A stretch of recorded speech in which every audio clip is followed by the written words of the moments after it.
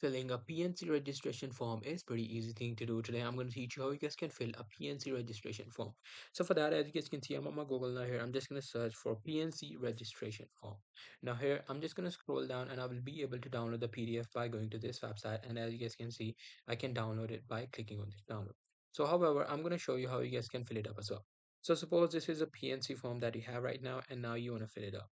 So the first thing that you have to do is you have to enter your full name, and then you have to enter name on your metric certificate. Now what is metric certificate? It means your 10th degree or 10th certificate name.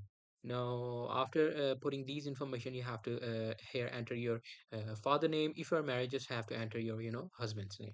Now here you have to select your gender, your marital status, if you are married or not. You just have to do that.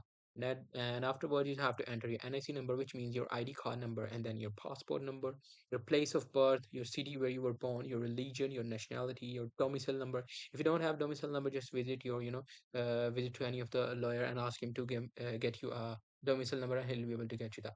Now afterwards you have to put your address, and after putting the address, you have to visit that. Have you ever registered before on PNC or not? So you just have to select that according to you. Now after that, you have to if you're not, then you don't have to fill it up.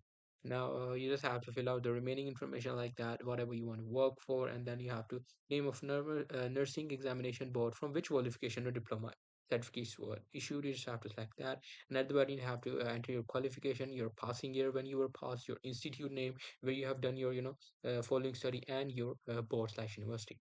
So it could be Punjab board or it could be federal board. Totally depends upon your region. So that's pretty much it. Hope you guys find this video helpful.